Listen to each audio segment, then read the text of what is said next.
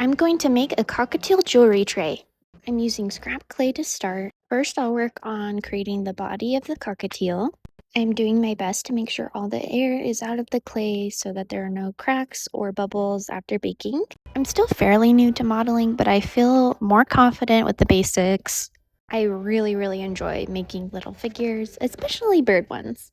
I'm definitely going with a more simplistic design for this cockatiel because I plan to use this to cast so that I can duplicate the cockatiel with some resin over and over again and be able to make multiple trays. My first attempt at making the cockatiel did not go very well because I did add too much detail, which made the clay break off as I was trying to remove it from the silicone and caused there to be too many air bubbles when I poured my resin.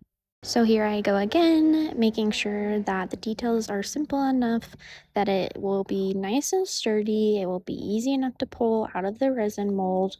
I also made sure to keep the surface of the clay matte. I did not add any gloss finish because I realized that if I'm going to use resin, I want to make sure that the surface is as frosted and matte as possible so that paint will adhere to it better. I plan on using this original model as well in a trinket dish. I'm brushing it with some cornstarch to help remove any fingerprints. It also allows me to smooth out the surface easier with my fingers. I almost forgot to add the toes, so cannot forget those. Honestly, they might be the cutest part.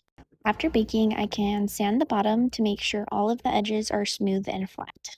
Then I prepare my mold container, which is just a red Solo cup.